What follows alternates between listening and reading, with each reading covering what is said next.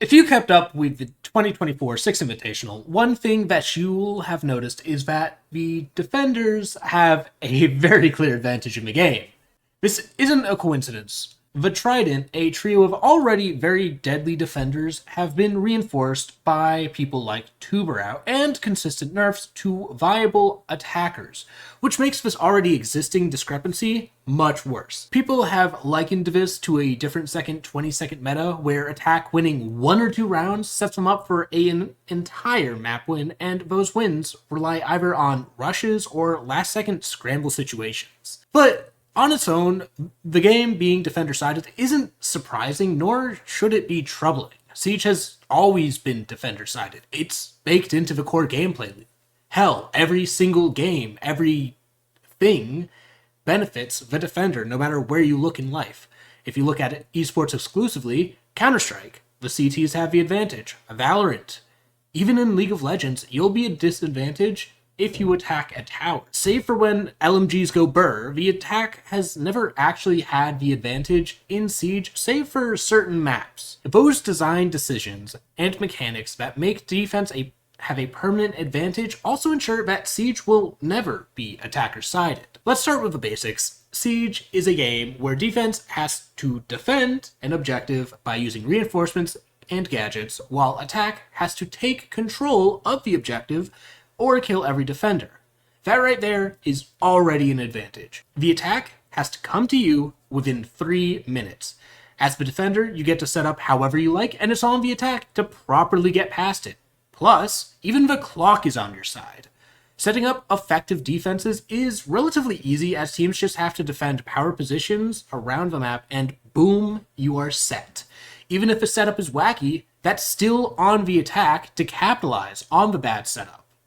It's why new competitive teams figure out defense first. It's just easier to get everyone on the same page and start winning, even if you aren't perfect in execution every step of the way. The specifics of these site holds are about creating power positions using utility to make it hard for attackers to clear the defense out, either enhancing pre-existing positions in the map or creating a power position out of nothing with that utility. In addition to that, information is king, and defense gets access to pre-existing cameras across the map to get an idea of what's going on, in addition to extra operators who also excel in gathering more intel. Beyond that, the defense even starts with full control of the map.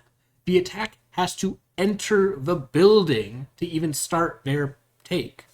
Roamers can use that map control to pick and choose their engagements at their pace, and not the attackers. For defense, the game is about creating unfair situations that the attackers have to address, harrying and harassing them at every step of the way, and then falling back to these power positions and hiding behind this utility that the attack has to clear in order to gain an advantage or just negate the defense's advantage. Whether it's an advantage in utility, information, or map control, the defense starts favored. But let's flip our perspective.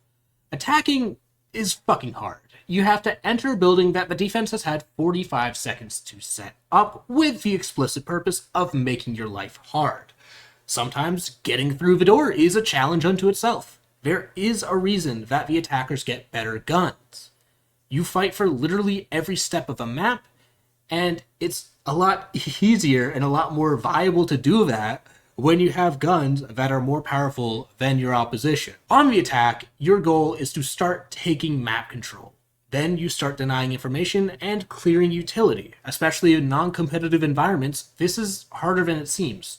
Defender utility combos easily and may require 2 or more attackers to clear. This is inherently a disadvantage for attack, as the best edge they have is coordination, and you won't find that in solo queue. This also neutralizes one of the biggest advantages attack gets, which is overwhelming defenders from multiple pressure points at the same time. Regardless, the attack's goal with utility isn't actually to kill defenders in most cases, but neutralize their existing advantages, hopefully leading to fair 50-50 gunfights, or something better by pinching them from multiple directions. In a competitive environment, attacking takes these concepts and applies them in a more focused manner. It's about taking specific map control for a specific reason, which will eventually lead to your win condition. typically planting the diffuser or forcing the defenders to come to you as you get that plant down. Here, attack gets to make full use of coordination and effectively contest most defender power positions. But it's still an uphill battle. The defense can pick an unusual op, take out a key operator, is simply not lose their gunfights, and boom, attack is stymied.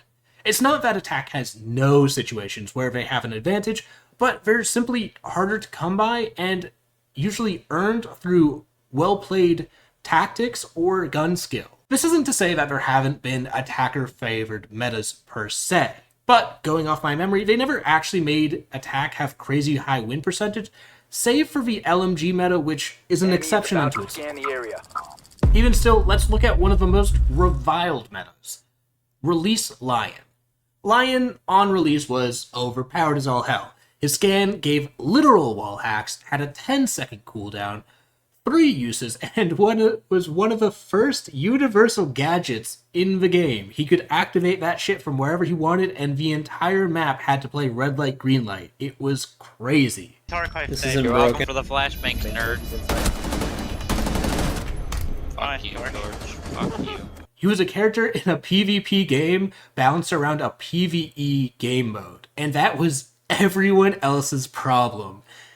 Even with all of that, Lion didn't actually make the game attacker-sided. In a bang-on that I can't find the specific episode of, Entero points out that Ubisoft devs didn't actually want to nerf Lion because he brought the game the closest it had ever been to a 50-50 attacker-defender split win rate. In other words, a broken, universally hated operator with absolutely no realistic counterplay that made defenders' lives hell barely made the game balanced from a statistical point of view. Now, Siege isn't meant to be perfectly balanced. I hope I've made that abundantly clear. Most games aren't, as a matter of fact.